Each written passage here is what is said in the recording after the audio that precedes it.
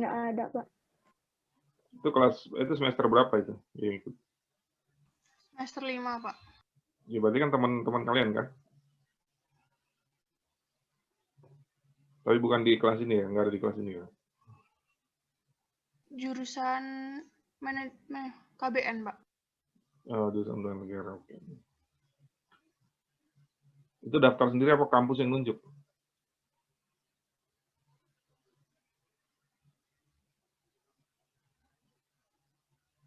Sebentar ya.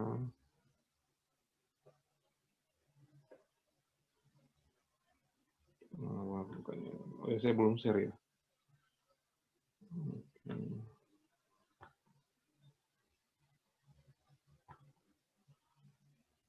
Jadi hari ini kita belajar mengenai modul bendahara. Bendahara sendiri mungkin teman-teman nanti tidak semuanya akan jadi bendahara gitu ya. Tapi ini penting karena bendahara adalah pejabat perbendaharaan, memegang peran yang sangat vital. Kalau nggak ada bendahara itu nggak sulit suatu satuan kerja untuk berjalan operasional.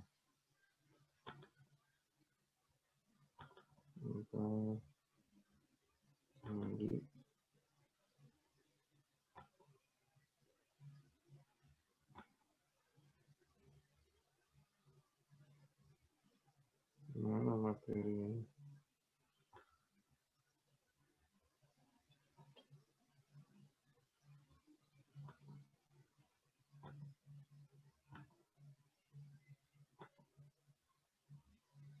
Sebentar ya, agak lemot ini.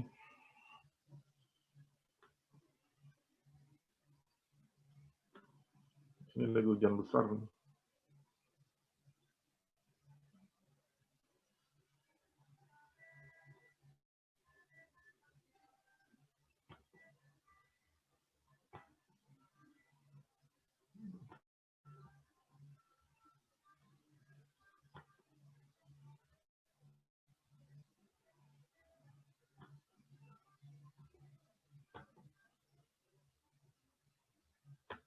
Oke, udah saya share di grup, lagi proses kirim.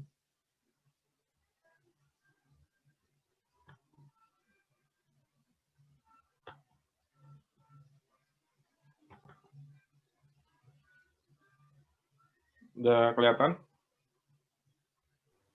Udah, Pak. Udah, Pak. Oke ya, kita bicara mengenai bendahara. Kita punya waktu cukup ya, 1 jam ya sebelum kuis ini. Oke, untuk masalah bendahara ini sebenarnya sekali lagi dasar hukumnya itu secara umum sama ya, ada Undang-Undang 1, 15, Undang 17 gitu ya, itu sama gitu ya. Tapi ada lebih teknisnya gitu diatur di apa namanya Perdirjaan Perbendaharaan gitu ya tentang bendahara ini. Itu sangat teknis sekali. Di PMK juga ada. Nah, yang perlu teman-teman ketahui bahwa tadi saya sampaikan bendahara itu dia memang diberikan tugas oleh undang-undang gitu ya. Kalau kita lihat undang-undang perbendaharaan itu memang diberikan tugas bertindak gitu ya atas nama negara atau daerah untuk menerima, menyimpan dan membayar, menyerahkan uang atau surat berharga atau barang-barang negara atau barang daerah. Nah, dalam konteks bendahara ini kita harus bisa membedakan ada beberapa kelompok atau beberapa bendahara ya yang dikenal di dalam pelaksanaan undang perbendaharaan ini, yaitu yang pertama tentu bendahara umum negara, kemudian ada bendahara pengeluaran dan ada bendahara penerimaan. Bendahara umum negara ini si Menteri Keuangan, Kementerian Keuangan, sebagian fungsinya dijalankan oleh Direktorat Jenderal Perbendaharaan sebagai bendahara umum negara. Kemudian bendahara pengeluaran, bendahara penerimaan itu ada di kementerian lembaga atau kalau di Pemda itu di Satuan Kerja Perangkat Daerahnya.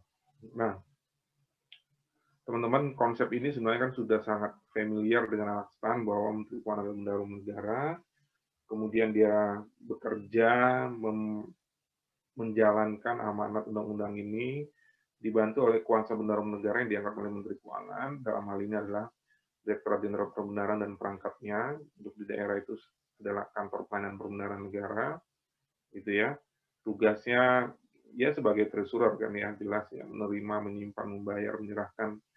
Nah, kemudian tugas kuasa BUN itu menjalankan tugas dari BUN-nya, gitu ya, KPPN gitu, di mana memang KPPN punya fungsi yang sangat vital dalam pelaksanaan APBN. Kita sudah bahas ini sebenarnya di mata kuliah yang lain.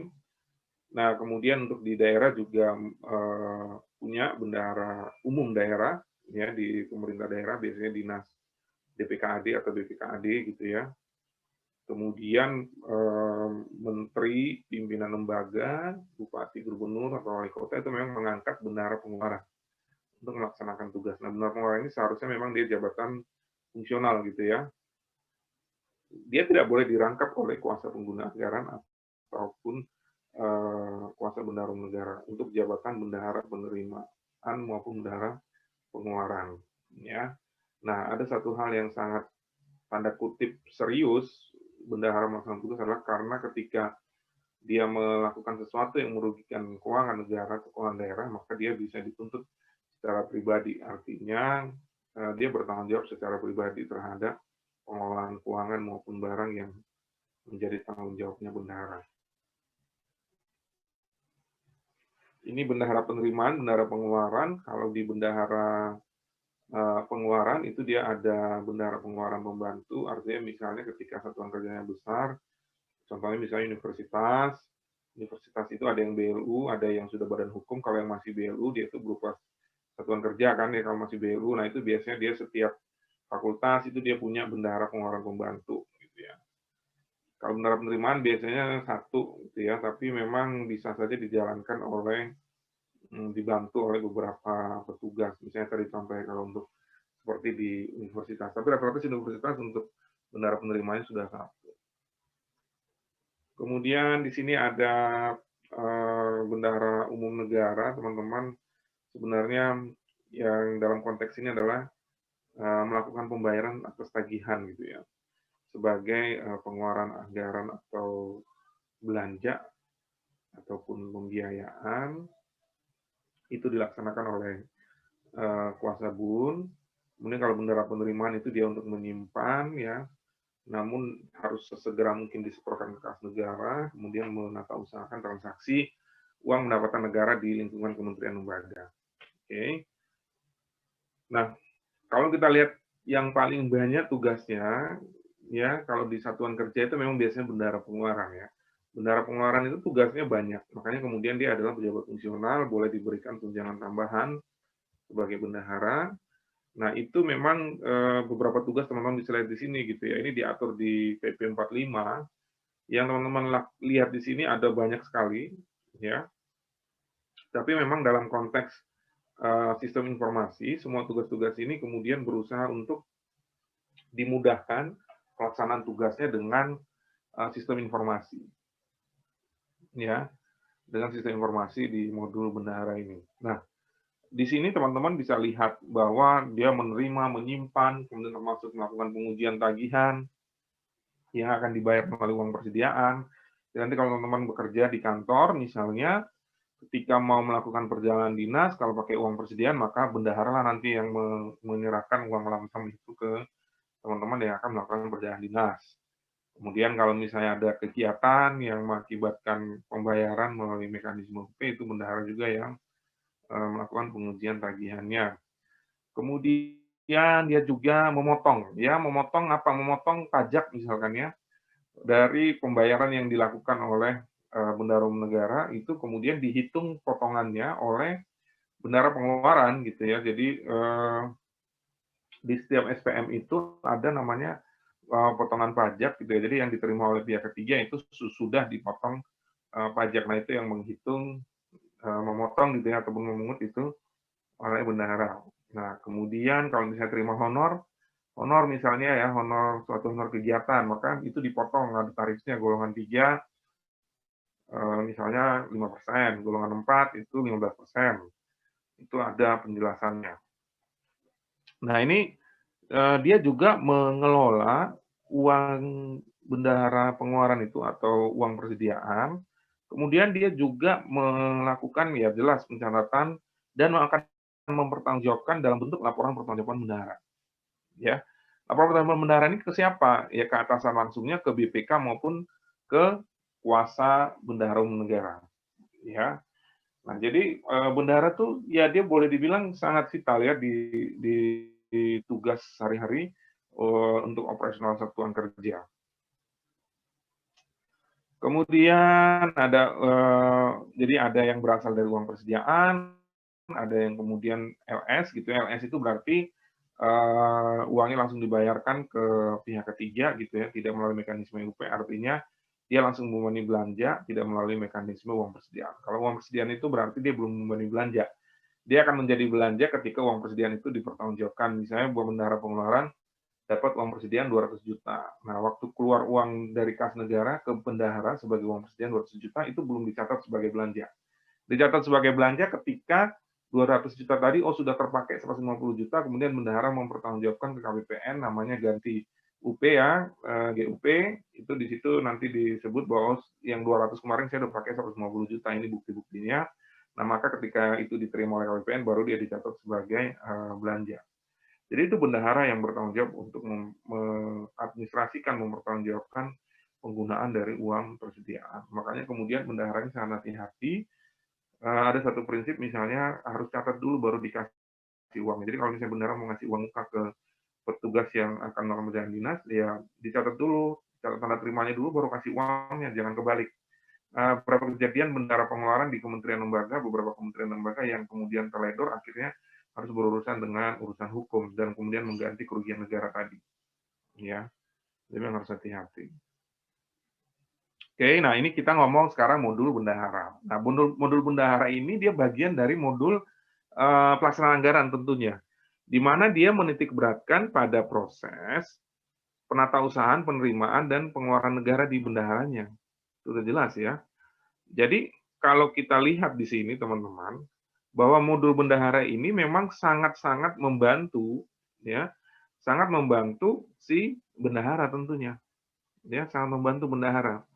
Nah, kemudian juga ternyata tidak hanya membantu bendahara, ya jelas si KPA, si pemeriksa dan semuanya itu juga sangat terbantu dengan modul bendahara termasuk data-data di dalamnya. Nah, modul bendahara ini berarti dia mulai dari kemudian sampai ujungnya adalah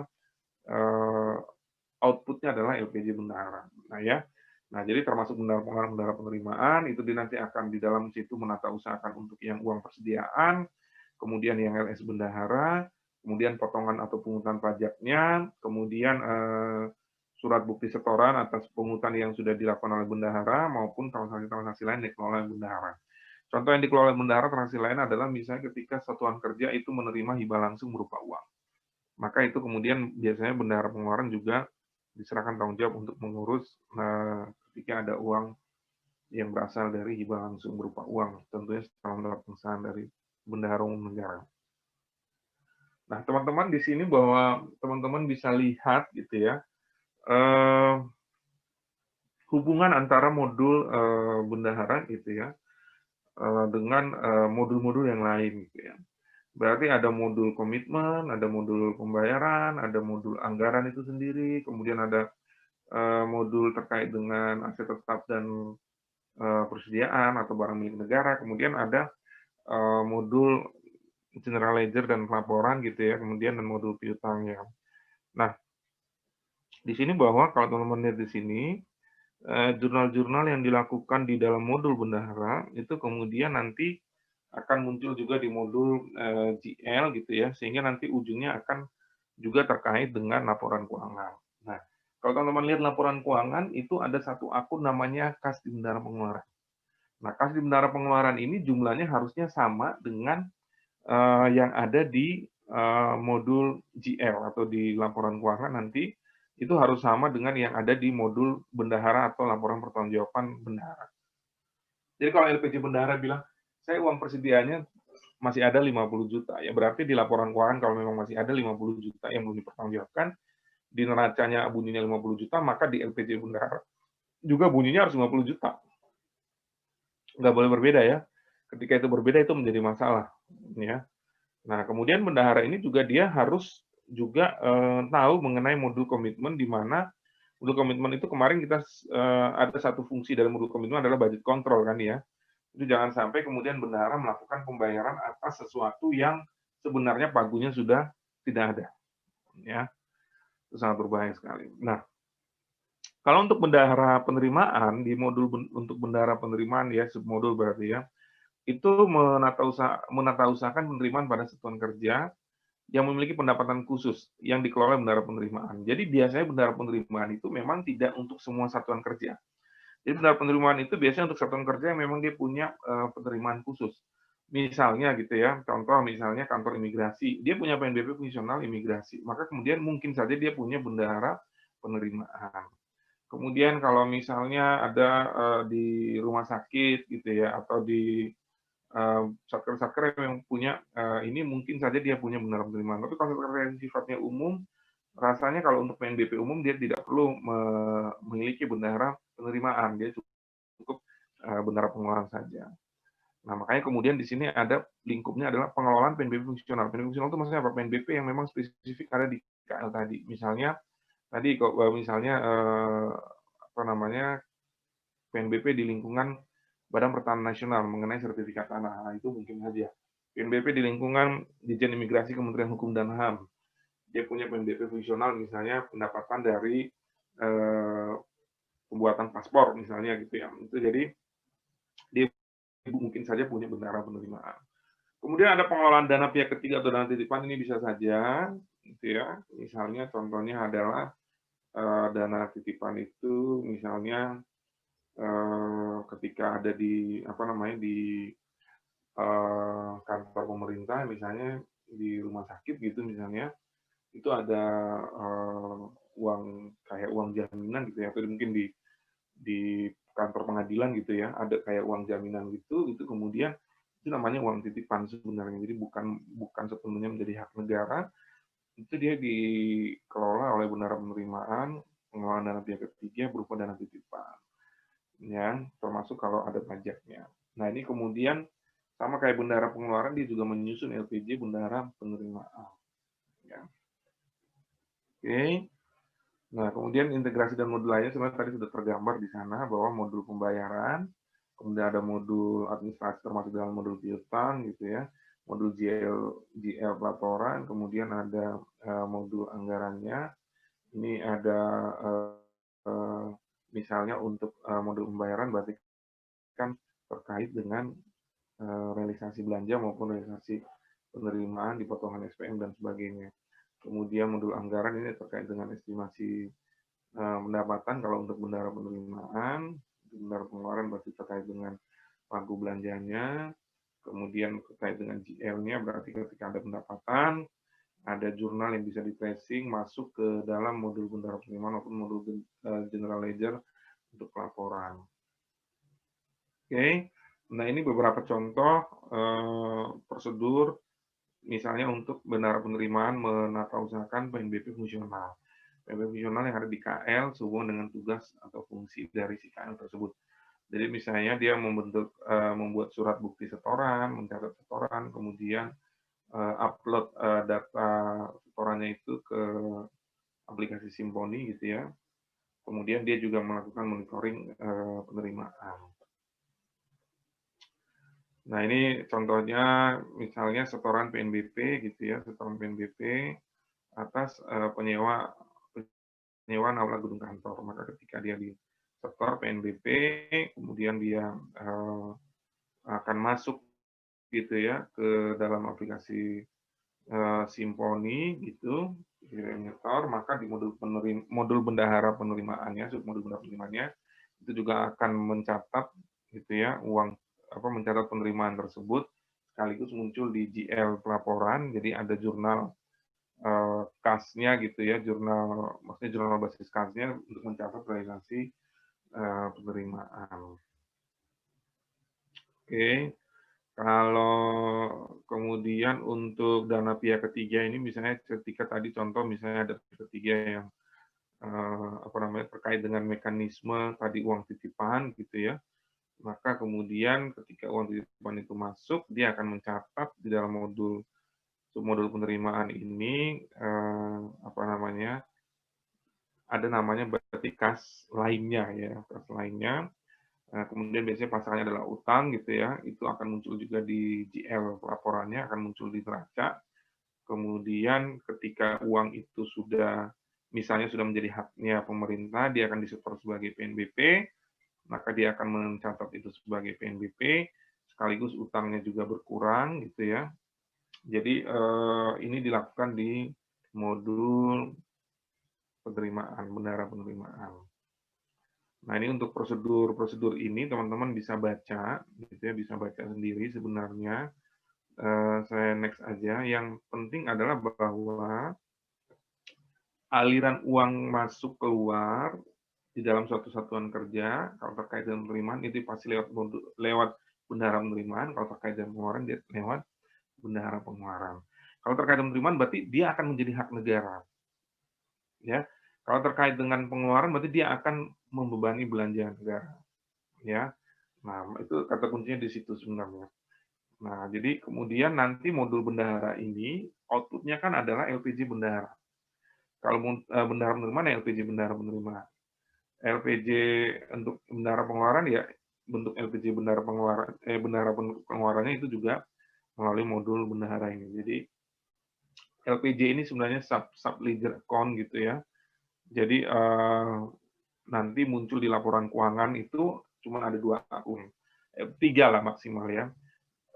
Kas di bendahara pengeluaran ya, kas di bendahara penerimaan, kemudian ada kas lainnya dan setara kas. Ya. Oke, nah kas lain setara kas itu pasangannya bisa utang, pasangannya bisa juga ekuitas. Ketika dia sudah menjadi hak negara, nanti dia akan dipindahkan dan itu menjadi penerimaan atau pendapatan negara. Oke, nah ini teman-teman bisa lihat di sini ada mengenai beberapa hal yang dilakukan oleh bendahara di modul bendahara ini. Jadi misalnya ketika baru awal berarti dia merekam migrasi saldo awal, kemudian ada setoran gitu ya, saldo awal. Kemudian kalau ada selisih pembukuan dia juga harus mencatat di sini gitu ya. Mutasi ini teman-teman bisa lihat di sini. Kalau kita lihat yang di nomor saldo akhir kas BP di sini ya. Oke, saldo akhir kas BP ini dia harus sama dengan jumlah kas yang dipegang fisik maupun yang ada di rekening gitu ya. Jadi ada kayak boleh dibilang modul bendahara ini juga sekaligus rekonsiliasi internal di dalam satuan kerja itu sendiri. Dan membantu bendahara kalau misalnya ternyata ada selisih nih. Nah, selisih ini harus dijelaskan. Dia harus dijelaskan. Jadi bisa saja selisihnya karena misalnya dia sudah kasih uang ke yang melakukan perjalanan dinas, tapi yang melakukan perjalanan dinas ini belum menyampaikan pertanggungjawabannya ke bendahara. Itu bisa aja selisih.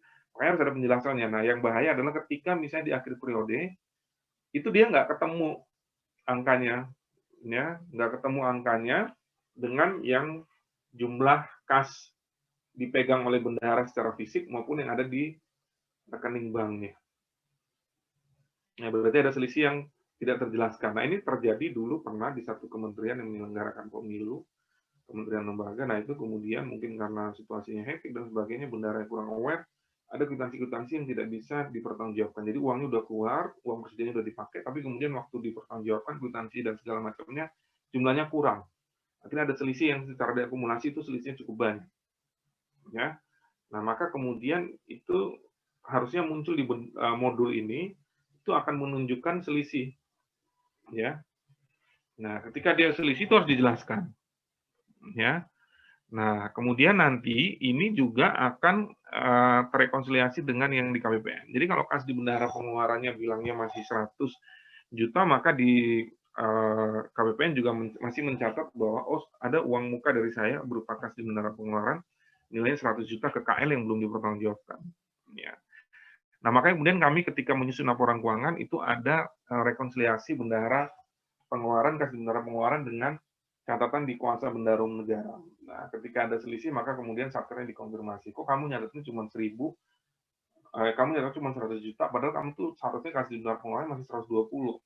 Oh gitu, ternyata bisa saja misalnya kwitansinya belum selesai gitu ya, atau belum terkumpulkan, nah itu bisa saja. Jadi bendahara mencatat bahwa memang uangnya itu sisanya itu 100 gitu ya. Tapi KPPN bilang enggak, ada 120. Ternyata 20-nya adalah kwitansi yang belum dipertanggungjawabkan oleh bendahara ke KPPN gitu ya. Yang belum di SPP atau SPMGU-nya belum meluncur ke KPPN. Oke ya, nanti di modul penerimaan ini harus ada penjelasan selisih ketika misalnya ada ya, ketika misalnya ada. Ini beberapa fitur teman-teman di submodul bendahara penerimaan ini gitu ya.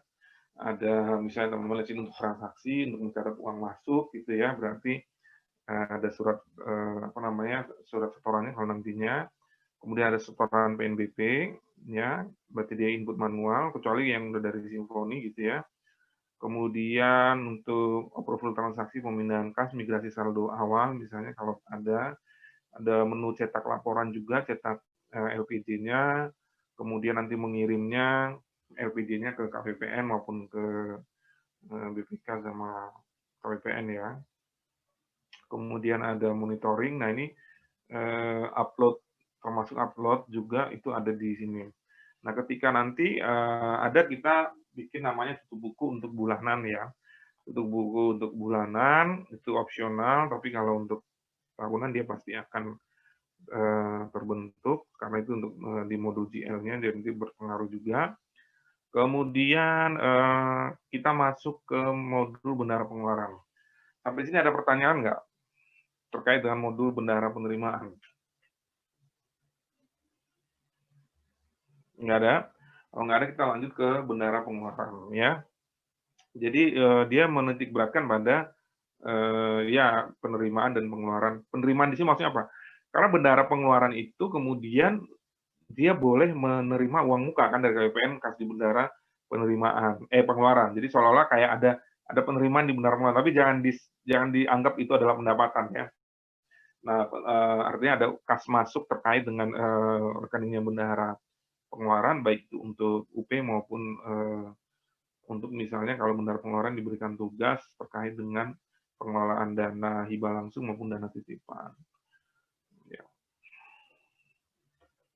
Nah, interkoneksinya sebenarnya hampir sama ya antara bendahara pengeluaran dan bendahara penerimaan gitu ya terkait dengan modul anggaran, modul pembayaran, modul aset tetap atau persediaan atau BMN, kemudian ada GL pelaporannya, kemudian ada modul piutangnya juga. Nah, teman-teman di sini bahwa setiap modul ini saling terkait gitu ya. Saya ambil contoh misalnya di modul terkait dengan aset tetap ya. Ketika dia membeli aset tetap persediaan, ketika dia membeli persediaan dengan uang persediaan, ketika uang persediaan itu sudah dipertanggungjawabkan, tapi persediaan itu sudah diterima, maka kemudian itu juga akan langsung kwitansi pembelian dari satker yang menghasilkan persediaan itu, kemudian juga datanya begitu dimasukin oleh bendahara pengeluaran, maka dia juga akan masuk datanya ke modul aset tetap dan persediaan. Berarti akan nambah persediaan di situ. Ya, kemudian untuk GL pelaporan gitu ya, berarti terkait dengan realisasi belanja, kemudian kas di bendahara pengeluaran, kas lainnya di bendahara pengeluaran itu juga akan masuk ya. Untuk modul pembayarannya itu berarti ada terkait dengan SP2D UP, GUP, TUP, kemudian LS bendahara, yaitu berhubungannya dengan modul pembayaran. Jadi kalau misalnya terkait dengan LS bendahara, maka dia akan langsung membebani belanja, ya berarti terkait dengan SPP LS, ya yang akan jadi SP2D LS. Kalau UP ya berarti SPP UP, GUP atau TUP, ya. Kemudian untuk modul anggaran berarti ada terkait dengan data pagunya yang masih tersisa, budget kontrolnya ada di modul anggaran atau modul komitmen. Nah, kalau kita lihat di sini bendahara itu yang signifikan adalah yang mengelola uang persediaan, ya mengelola uang persediaan. Jadi UP ini memang kayak petty cash, kalau di swasta kayak petty cash ya. Jadi dia pegang uang baik di berangkas maupun di rekening bendahara pengeluaran. Biasanya memang dibatasi yang ada di berangkas gitu ya. Karena tidak disarankan untuk menyimpan uang di berangkas, lebih baik di rekening gitu ya. nanti bendahara kemudian dia melakukan transfer aja dari rekening bendahara pengeluarannya. Jadi memang untuk meminimalisir kemungkinan terjadinya kasus-kasus force majeure misalnya gitu ya, uangnya hilang, uangnya ini kejadian gitu ya, berangkasnya itu kemudian kejadian waktu gempa Palu itu berangkasnya masuk, ya gedungnya aja masuk ke dalam tanah gitu ya, bendahara nyimpan uang di situ. Nah, harusnya kan dia nyimpan uangnya di bank gitu ya, tapi ada kejadian gitu. Ya, kemudian ini juga ada mencetak rincian pembayaran TUP. TUP itu tambahan uang persediaan, artinya kalau bendahara itu biasanya ada, kalian nanti belajar, kalian bukan jurusan kebendaharaan ya, misalnya contoh pagunya 2 miliar itu uang persediaannya boleh maksimal misalnya 200 juta. Nah, ketika ada suatu kegiatan besar, bendahara perlu mendukung itu, maka kemudian boleh minta TUP namanya, tambahan uang persediaan. Kemudian merekam dan mencatat kwitansi. Nah, ini penting banget, merekam dan mencatat kwitansi. Karena ini krusial untuk bendahara pengeluaran ketika dia pakai mekanisme uang persediaan. Uang persediaan itu, ya, kan kayak uang muka ya. Kalau KPPN kan bilangnya itu uang muka. Nah, kita di Satker bendahara pengeluaran bilang itu uang persediaan. Jadi ketika uang persediaan itu digunakan, maka penggunaan uang persediaan itu harus didukung dengan bukti pengeluaran nantinya. Supaya apa? Supaya nanti dia mempertanggungjawabkan KPPN bahwa oh saya uang persediaan yang kemarin dikasih oleh KPPN 200 juta itu sudah saya pakai nih 180 juta, 20 juta saya setor lagi ke negara, 180 jutanya sudah saya pakai, saya pertanggungjawabkan, di dalamnya ada kwitansi ini untuk apa saja digunakan, ya ada tanda terimanya segala macamnya. Nah, itu dilakukan di sini ya, merekam dan mencatat kwitansi. Kemudian untuk potongan pajak apabila memang ada transaksi yang memang harus dipotong pajak. Ya, hampir semua transaksi pemerintah pasti dipotong pajak. Ya. Kemudian mencatat penerimaan sisa UP TUP ya. Jadi bisa saja tadi ya misalnya bendahara pengeluaran ngasih langsung ke pegawai melakukan perjalanan dinas ke luar negeri misalnya. Dikasih langsung perjalanan dinas. Nah waktu itu misalnya contoh saya dulu pernah, kemudian saya kembalikan karena uangnya lebih gitu ya. Jadi waktu itu pesawatnya misalnya take off-nya harusnya itu jam 11, ternyata take off-nya itu sudah jam setengah 2, boarding pass-nya itu tercetak di setengah 2. Waktu itu bendahara masih menghitung bahwa yang jam 11 malam itu tetap dikasih lamsem, tapi saya merasa bahwa ini sudah lewat hari berikutnya nih, berarti uang lamsemnya harus saya kembalikan. Gitu ya. Nah dikembalikan ke bendahara, nanti bendahara akan menghitung lagi bahwa kemarin yang digunakan itu misalnya nggak 10 juta, tetapi hanya 8 juta karena misalnya ada satu hari yang lamsemnya tidak boleh diterima atau tidak berhak si pegawai itu karena ternyata itu dia belum masuk ke harinya gitu ya. Nah, itu kalau untuk perjalanan ke luar negeri ada hitung-hitungannya lagi segala macamnya. Kalau kita terbang itu lamsumnya berapa persen segala macam, nah itu benar yang hitung sebenarnya. Tapi kadang-kadang untuk unsur kepraktisan memang dihitung dulu sekaligus semuanya, nanti kalau lebih baru dikembalikan ke bendahara. Tapi gini teman-teman, sekarang teman-teman harus tahu bahwa perkembangan transaksi pengelolaan keuangan pemerintah ini makin luar biasa ya. Jadi jangan berpikir bahwa semuanya itu pakai uang cash. Kita sekarang sudah punya namanya kartu kredit pemerintah. Jadi setiap satuan kerja ada syarat-syaratnya dia boleh punya kartu kredit pemerintah. Ya. Termasuk itu kartu kredit pemerintah ini dikelola oleh bendaharanya. Ya. Kenapa kartu kredit pemerintah makin efisien, makin efisien dananya? Artinya bendahara nggak perlu nyimpan uang di rekening bendahara pengeluaran banyak-banyak, tapi dia cukup pakai kartu kredit aja. Oh kalau ini kepala kantornya mau berangkat kemana gitu ya. Ya tinggal beli tiketnya, hotelnya segala macam pakai kartu kredit pemerintah. Ya. Oh ini mau beli ATK segala macam pakai kartu kredit pemerintah itu bisa. Ya. Jadi teknologi transformasi perbendaharaan itu juga terus berkembang gitu teman-teman ya. Jadi nanti suatu saat misalnya gitu ya, bisa jadi uang di bendahara pengeluaran itu bentuknya nggak cuma hanya di bank sama di di bank sama di cash yang dipegang, tapi bisa saja dalam bentuk GoPay, ya, bisa saja dalam bentuk apalah namanya yang sekarang berkembang gitu ya. Karena memang bisa saja nanti mungkin sudah mulai. Jadi membeli barang-barang, membeli kebutuhan yang nilainya di bawah 50 juta itu melalui marketplace. Ya, jadi ya udah makin berkembang dan memang mengikuti perkembangan yang ada di era digital saat ini gitu ya. Karena kan misalnya sekarang kemarin saya pernah cerita ya waktu mobil apa tuh ya. Udah pernah cerita belum bahwa sekarang kita bayar PNBP maupun bayar pajak ya itu sudah namanya pakai persepsi lainnya. Persepsi lainnya itu kalau ada namanya bank persepsi itu berarti bank swasta atau bank negara ya yang ditunjuk untuk menerima penerima negara. Sekarang sudah ada persepsi lainnya itu apa? Yaitu marketplace atau di era digital ini kayak misalnya Bukalapak, misalnya Tokopedia, itu ya sudah Bu Menteri sudah launching itu dan sudah bisa digunakan. Oke.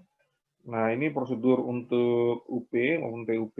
Kalau uang persediaan, maka kemudian beberapa proses di sini, yaitu ketika bendahara, dia mulai dari input referensi akun UP. Nah, akun UP ini sudah tersedia, ada kode akunnya, tinggal di-input. Kemudian ada setup variabelnya, itu berarti nilai ininya berapa gitu ya. Kemudian dia akan menghitung usulan UP-nya, ada formulanya segala macamnya. Baru kemudian nanti masuk ke KBPN, SPMUP-nya, KBPN proses SPMUP-nya itu nanti kemudian ada berarti transfer atau dari bendahara umum negara atau kuasa umum negara dari bank operasional ke rekening bendahara pengeluaran. Tambahan UP prinsipnya sama, cuman tambahan UP itu biasanya harus mengajukan dulu persetujuan tambahan UP-nya. Oke, ini alur proses pembuatan SPM GUP ya maupun TUP gitu ya. Kalau teman-teman lihat di sini, dia mulai dari sini ya, dari operator gitu ya. Operator di sini yang stafnya PPK gitu ya. Dia input ya akunnya gitu ya, kemudian segala macamnya itu di-input di situ, nanti dia akan kemarin yang kita pelajari ya, SPP, setuju SPP-nya, segala macamnya, create gitu ya, kemudian itu semua nanti teman-teman bisa lihat bahwa apa namanya proses-proses itu melibatkan bendahara dan pejabat pembuat komitmennya. Ya, nah yang betul-betul memang ini bendahara itu memang adalah ketika pertama kali minta uang persediaan. Ya, ketika pertama kali minta uang persediaan ke KBPN. Nah, ketika KBPN sudah setuju, dia apa namanya akan kirim ini ya teman-teman di sini ya. Kelihatan nggak?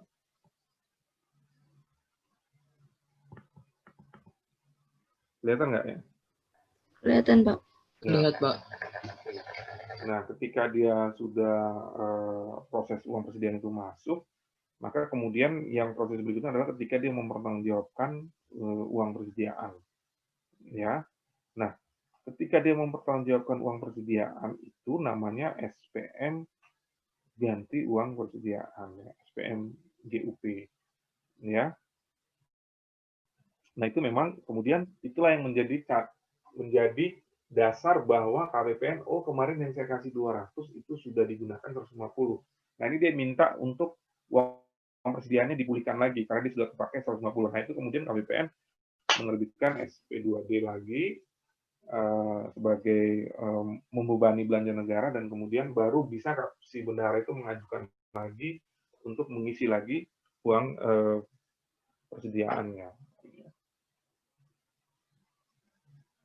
Ini beberapa apa namanya terkait yang tadi modul-modul yang lain gitu ya. Kalau ini menggunakan kartu kredit pemerintah gitu ya, menggunakan kartu kredit pemerintah sebenarnya prinsipnya hampir sama. Tetapi memang kalau menggunakan kartu kredit pemerintah istilahnya tadi kan kalau UP gitu ya, kalau UP itu kan si bendahara umum negara ngasih UP gitu kan ya. Nah, kalau kartu kredit pemerintah itu UP-nya tuh kayak menjadi limit si kartu kreditnya. Misalnya UP-nya itu 200 juta, maka limit kartu kreditnya adalah 200 juta. Ketika kartu kreditnya sudah kepakai dalam 1 bulan itu 200 juta, dia mau pakai lebih dari itu, dia harus mempertanggungjawabkan dulu. Kartu kreditnya kemarin dipakai untuk apa saja. Gitu ya. Nah, ketika kartu kredit dipakai apa saja, KBPN akan akan mencatat pengeluaran tadi ya lihat pengeluaran tadi berdasarkan SPP yang diajukan oleh bendahara, SPM ya dari kasirnya, maka kemudian kartu kredit itu akan dipulihkan lagi. Ini akan dipulihkan lagi. Nah, dipulihkan lagi, kemudian KBPN melakukan pembayaran tagihan kartu kredit pemerintah ke apa namanya penerbit kartu kreditnya, ke banknya. Artinya lebih sangat-sangat ini menurut saya sangat-sangat revolusioner ketika teman-teman masih pelajar ya, masih mahasiswa ya. Mungkin kalau punya kartu kredit pun pasti atas nama papa mamamu ya. Kayak misalnya saya punya kartu kredit gitu ya. Saya tuh tahu bank itu kan akan ngasih rincian penggunaan kartu kredit saya secara detail kan gitu ya. Jadi nggak lebih aman gitu ya. Sudah jelas ini kepake untuk apa saja ya. Mungkin teman pernah lihat tagihan kartu kredit papa atau mamanya itu di situ bahkan disebut istilahnya kita belanja di mana gitu ya, tanggal berapa, jam berapa, minimal tanggal biasanya, tanggal berapa, itu pasti ada di situ. Dan nilai rupiahnya juga ada di situ. Gitu ya, belanjanya apa ada di situ. Nah, itu kemudian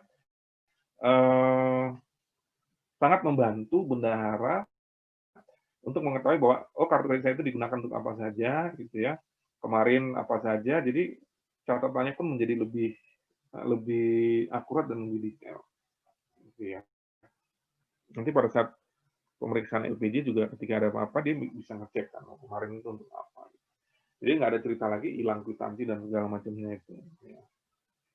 Nah makanya kemudian di apa namanya di modul bendahara ini dia tadi ya setelah ada kartu kredit pemerintah itu kemudian difasilitasi dan sebenarnya ada juga tetap di modul bendahara ini juga mengakomodir transaksi non kontraktual gitu ya, transaksi non kontraktual ada nomor register suppliernya segala macamnya itu juga tetap ada gitu ya di modul bendahara ini. Ini alur ganti uang persediaan untuk yang pajak ya. Dikenakan pajaknya sebenarnya kalau dalam titipan lebih sederhana. Ini ada beberapa buku ya, buku yang menjadi output dari bendahara modul bendahara ini. Jadi LPG bendahara itu terdiri dari buku kas umum, buku pembantu, kemudian ada monitoring uang mukanya, ya, monitoring uang persediaan dan sebagainya. Jadi sangat membantu bendahara untuk melihat. Nah, buku kas umum ini menjadi dasar juga untuk rekonsiliasi dengan bank sebenarnya ya. Jadi bisa saja ada cash in transit, tapi sekarang sih jarak sangat kecil kemungkinan karena di hari yang sama sepanjang dia masih di bawah jam 3 dia juga akan dicatat di hari yang sama. Jadi cash in transit itu sangat kecil kemungkinan terjadi. Kalau di swasta mungkin saja ya terjadi, tapi kalau di pemerintah sekarang udah sangat kecil kemungkinan untuk terjadi itu. Oke, nah ini untuk ketika dia sudah menggunakan sakti gitu ya, ini tidak diperlukan lagi rekonsiliasi internal. Ya, rekonsiliasi internal ini maksudnya dengan misalnya pengolah barang gitu ya. Oh kalau saya beli persediaan 100 itu karena dia menggunakan platform yang sama gitu ya dengan sistem yang sama maka ketika dia kan ingat namanya sakti itu nginput sekali langsung bisa untuk semuanya kan gitu ya. Jadi dia tidak perlu lagi rekonsiliasi internal dengan SAI-nya. Jadi SAI itu maksudnya yang bikin laporan keuangan gitu ya. Jadi kalau dibilang kas di bendahara pengeluarannya itu 200 dengan sakti ini maka modul bendahara pengeluarannya itu kas di bendahara pengeluaran 200 maka itu angka yang sama itu akan masuk ke modul JL pelaporan kan. Nah, di JL pelaporan itu yang menjadi dasar untuk membuat laporan keuangan, ya angkanya juga 200 juga kas di bendahara pengeluaran. Nah, kalau yang existing itu kan dia ada aplikasinya terpisah, ada aplikasi Saiba, ada aplikasi Silabi. Silabi itu untuk si bendaharanya. Jadi bisa saja memang perlu sangat untuk rekon internal antara Silabi dengan si Saiba. Ya, data yang ada di Silabi dan data yang di Saiba. Nah kalau di Sakti kan dia platformnya sama, dia sekali input udah untuk dua-duanya, jadi nggak mungkin beda. Nah ini beberapa itu kecil banget ya. Nah teman-teman bisa lihat di sini bahwa Kalau kita gedein di sini ya, di sini dia sudah memuat semuanya, ya, memuat semuanya. Jadi mulai dari UP-nya, gitu ya. Kalau ada pungutannya, KPPN, kementeriannya apa, fungsi segala macamnya itu untuk terkait dengan UP-nya tuh nanti dia membuatnya apa. Jadi walaupun dengan dia menggunakan UP, pada saat dia dipertanggungjawabkan itu kan belanjanya harus jelas tuh membebani akun yang mana, kegiatannya yang mana, fungsinya mana, itu semua ada. Nah ini di modul bendahara ini difasilitasi untuk semuanya ada gitu ya. Jadi ini menu-menunya dari membuat usulan, menghitung usul UP, rincian pembayarannya, ya, kemudian merekam uang muka dan alokasi bendahara pengeluaran pembantu yang BPP, pungutan pajaknya dicatat, kalau ada dana pihak ketiga ketika sudah dibayar, disetorkan ke pihak yang menerima, ini bagian dari transaksi. Kemudian ketika ada uang masuk ke rekening bendahara pengeluaran, gitu ya. Banyak sekali menunya di sini teman-teman ya. Jadi ini sekedar teman-teman tahu gitu ya bendahara pengeluaran itu ngapain aja dengan modul bendahara pengeluaran ini di modul penerimaan di modul bendahara ini ngapain aja teman-teman harus tahu untuk tahu ya. Tapi saya yakin memang mungkin tidak semua nanti akan jadi bendahara ya, tapi bisa saja membantu bendahara. Ini kemudian ada secara garis besar untuk prosedurnya. Ketika dia menerima ya berarti ada uang muka ya untuk ke bendahara pengeluaran pembantu gitu ya. Dia kasih bendahara pengeluaran pembantunya berapa itu juga harus diinput. Kemudian ketika ada sisa dari bendahara pengeluaran pembantu dikembalikan ke rekening bendahara pengeluaran utamanya. Nah itu juga dimasukkan ke modul. Jadi ada mulai dari merekam uang muka bendahara pengeluaran pembantunya, kemudian kwitansi yang diserahin oleh bendahara pengeluaran pembantu, kalau ada pajaknya memungut dan menyetorkan, kemudian merekam kembalian sisa UP pada BPP. BPP itu bendahara pengeluaran pembantu. Jadi kalau misalnya si universitas, bendahara pengeluarannya ngasih ke Fakultas Kedokteran, bendahara pengeluaran pembantu di Fakultas Kedokteran nilainya 200 juta misalnya. Oh, dipakai nanti setiap bulan biasanya setiap bulan ya. Jadi dipertanggungjawabkanlah dari bendahara pengeluaran pembantu bahwa oh saya sudah pakai 80, sisa 20, saya kembalikan 20. Nah, nanti itu sama si bendahara pengeluaran di universitas itu kemudian semua dari bendahara pengeluaran pembantu itu dihitung lagi ya sudah bayar modul ini secara otomatis oh berarti kasih bendahara pengeluaran saya yang kemarin misalnya 1 miliar itu sudah saya distribusikan, tapi yang digunakan sekian, berarti masih ada sisa sekian. Nah, itu sisa itulah yang akan yang digunakan maupun sisa itu yang akan dipertanggungjawabkan ke KPPN. Ini kalau untuk dana titipan, bisa juga untuk hibah langsung gitu ya. Ini ada PNBP umum ini.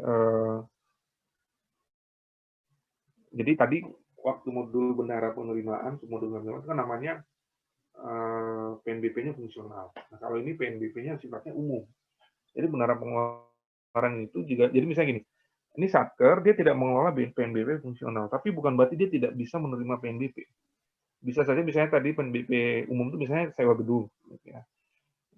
Kalau tadi saya contohkan kantor imigrasi kan dia punya PNBP fungsional, tapi kalau misalnya contohnya misalnya kantor tertentu gitu ya, kantornya Andri gitu misalnya dia nggak punya PNBP fungsional, tapi dia punya gedung yang disewakan, maka itu bisa juga dia dapat PNBP umum. Artinya tidak terkait dengan fungsi nanti sifatnya umum misalnya sewa gedung. Nah itu dia biasanya lihat bendahara pengeluaran aja kalau ada setoran, gitu ya. Nanti bendahara pengeluaran yang setor. Gitu.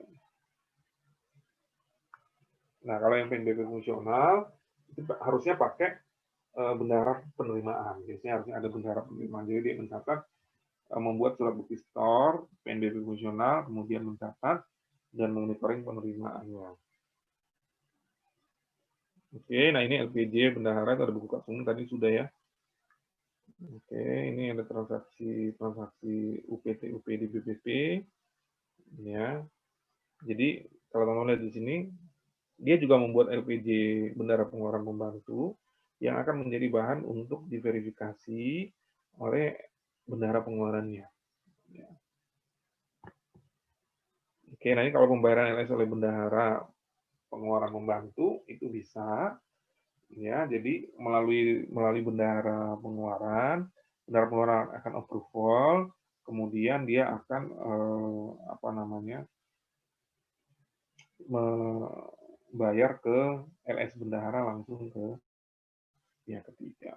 Ya. Kalau untuk titipan sebenarnya kalau ada pengembalian ya prinsipnya nanti uang di bendahara pengeluaran itu akan berkurang, ya, melalui misalnya ketika dia pakai modul bendahara ini, maka dia akan dicatat mengurangi dana titipan tadi, berarti di modul GL pelaporannya, berarti utangnya juga berkurang. Nah, itu bisa dimonitor, monitoring dana titipannya.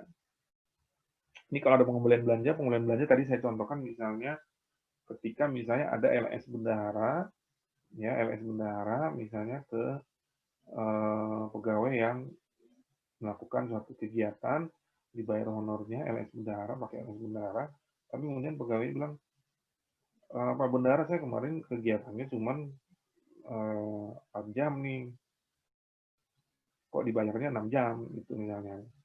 Ya, berarti saya kembalikan nih 2 jam. Nah, itu kemudian bendahara melakukan namanya surat setoran pengembalian belanja. Karena sebelumnya dia pakai LS.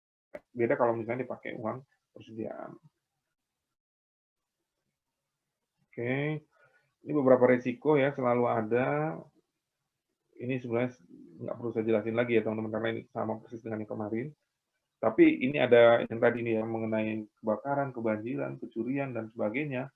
Itu bukan hanya masalah datanya saja, tapi beneran real masalah uangnya juga. Jangan sampai uang itu hilang di bendahara pengeluaran ketika ada dari kebakaran, pencurian atau bencana alam dan sebagainya. Ya. Oke, nah ini untuk jangan sampai ada terjadi pembayaran duplikasi. Ya, maka kemudian kelengkapan bukti tagihan menjadi penting. Ya, itu dibantu di modul bendahara ini. Kemudian status setelah dibayar atau belumnya. Nah, jadi jangan sampai ada tagihan dibayarkan double. Yang sudah dibayar kemarin tapi kemudian dia bayar lagi. Nah, itu jangan sampai terjadi seperti itu. Saya rasa itu teman-teman, kalau ada pertanyaan kita waktunya ternyata sudah cukup, masih cukup karena kuis saya rasa setengah jam maksimal paling lama ya. Masih ada pertanyaan?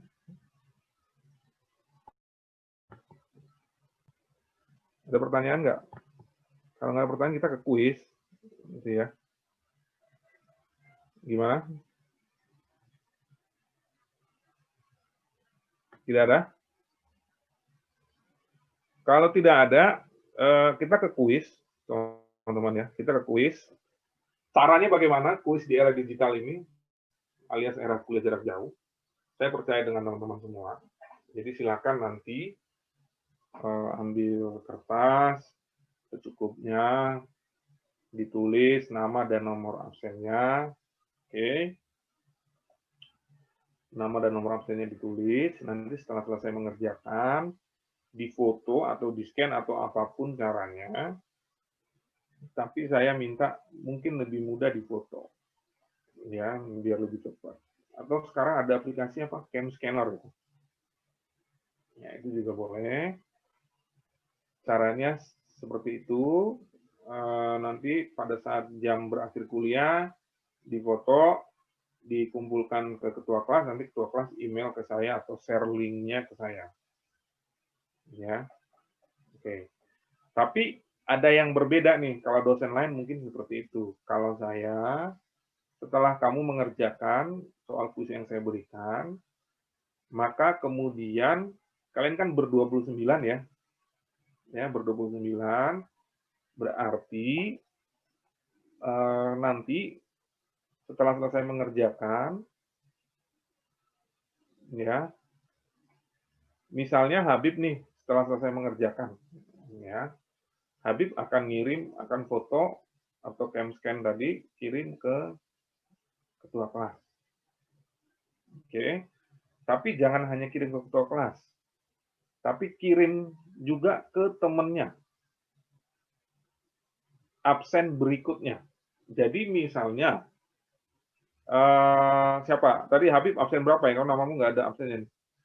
Atau misalnya si Vicky absen 28, setelah selesai mengerjakan di cam scan atau di foto, oke, di foto kemudian kirim ke ketua kelas, ya kirim ke ketua kelas, dan juga kirim ke absen berikutnya. Jadi kalau Vicky kirim ke siapa? Ke Yusma. Oke. Nanti Yusma silakan diperiksa dikasih nilai. Ya. Kemudian nanti setelah Yusma menilai punyanya Vicky, Yusma kemudian menginfokan ke ketua kelas. Untuk Vicky nilainya sekian. Skala penilaian 1 sampai 100 ya. Nah, itu terserah Yusma mau nilainya berapa. Ya. Tapi Yusma kalau meriksa ya pasti harus cari tahu juga dong jawaban yang benar kan gitu ya. Nah, tapi terserah, saya tidak akan mengintervensi Yusma atau mengintervensi kalian, terserah kalian mau nilai berapa punya temenmu. Tapi bukan berarti nilai itu yang saya pakai, tapi saya pengen tahu kalian kalau nilai temannya kayak apa. Ya. Nah, nanti kalian akan tahu apa maksud saya nyuruh kalian nilai punya pekerjaan punya temanmu. Nah, maka nanti ketua kelas akan mengirimkan ke saya satu semua scan yang dari kuis tadi, semua mahasiswa berarti ada 29 mahasiswa plus rekap nilai. Ya, rekap nilai yang berdasarkan hasil penilaian temennya tadi. Nah, jadi kalau misalnya tadi si Vicky diperiksa oleh Yusma, berarti Yusma nanti diperiksa oleh absen 1. Ya, kan Yusma absen terakhir kan ya 29 ya. Maka Yusma kemudian soal ujiannya dikirim ke siapa? Kirimnya ke absen nomor 1. Ya, bisa dipahami nggak? Bisa ya? Bisa, Pak. Oke. Kalau bisa dipahami, saya akan share soal kuisnya. Izin tanya, Pak. Ya. Nanti kan pengumpulannya itu kan di saya dulu Pak, saya yang ngerekap, begitupun dengan data nilai-nilainya. Nah, untuk waktu sampai dengan penilaian dan pengumpulannya itu nyampe jam berapa Pak? Sampai selesai. Bagus. Jadi kalian mengerjakan ini ada 4 soal. Kalian boleh milih 3. Boleh milih 3 dari 4 soal ini. Ya. Boleh milih 3 dari 4 soal ini. Waktu mengerjakannya adalah 30 menit. Oke. Berarti kalau sekarang jam 15.58, taruhlah kita mengerjakan mulai pukul 16. Berarti 16.30, kemudian masing-masing orang scan masing-masing pekerjaannya, dikumpul ke ketua kelas, itu paling lambat jam 16. Ya. Artinya dikumpulkan ke ketua kelas, berikut sudah, bukan jam 16. Berarti dikumpulkan ke ketua kelas, itu maksimal 10 menit sesudah 16.30. Ya. Tapi untuk nilainya ketua kelas boleh menunggu sampai jam 17. Jadi punya waktu untuk memeriksa itu 20 menit. Jadi sekarang kan kita mulai nih jam 16. Kalian mengerjakan sampai 16.30. Kemudian di cam scan, kirim ke ketua kelas sama absen yang sesudahnya itu maksimal 16.40. Oke. Kalian punya waktu 20 menit untuk memeriksa. Ya, punya waktu 20 menit untuk memeriksa pekerjaan temanmu, terus diinfo lagi ke ketua kelas. Nilai temennya itu maksimal jam 17. Nah, ketua kelas nanti ngirim ke saya melalui email. Ya, pokoknya malam inilah kirim ya. Saya percaya sama teman-teman. Kira-kira begitu ya. Cukup jelas ya? Cukup, Pak.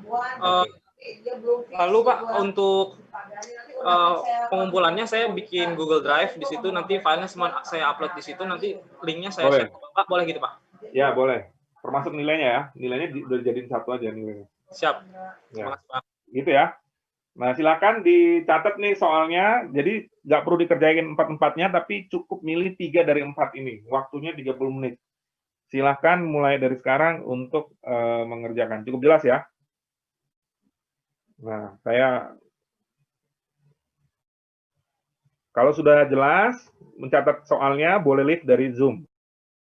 Ya, boleh leave dari Zoom. Nanti saya juga akan end Zoom-nya. Jadi silakan dilihat dulu soal Zoom-nya. Pokoknya nanti 16.30 kumpul ke ketua kelas. Oke, silakan.